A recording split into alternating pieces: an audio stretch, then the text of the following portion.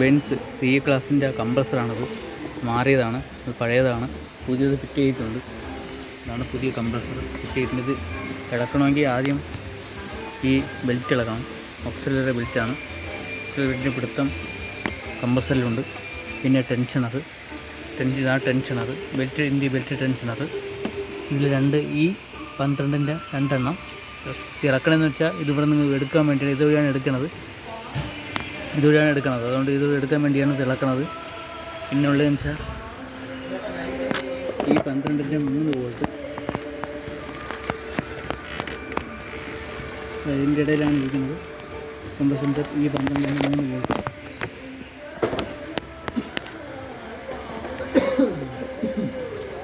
ഇതാണ് വോൾട്ട്, ഉള്ള 3 വോൾട്ട്. ഇവിടെ താഴെയും പിന്നെ ബാക്ക് സൈഡ് കംപ്രസറിൻ്റെ. പിന്നെ ഒരു കപ്ലറുണ്ട്, 2 പിന്നിലുള്ള കപ്ലർ. ഇതാണ് കപ്ലറിൻ്റെ, അതാണ് കപ്ലർ, കംപ്രസറിൻ്റെ കപ്ലറാണിത്. ഇത് ഇളക്കി കഴിഞ്ഞാൽ ഇത് ഇളക്കിയെടുക്കാൻ പറ്റും.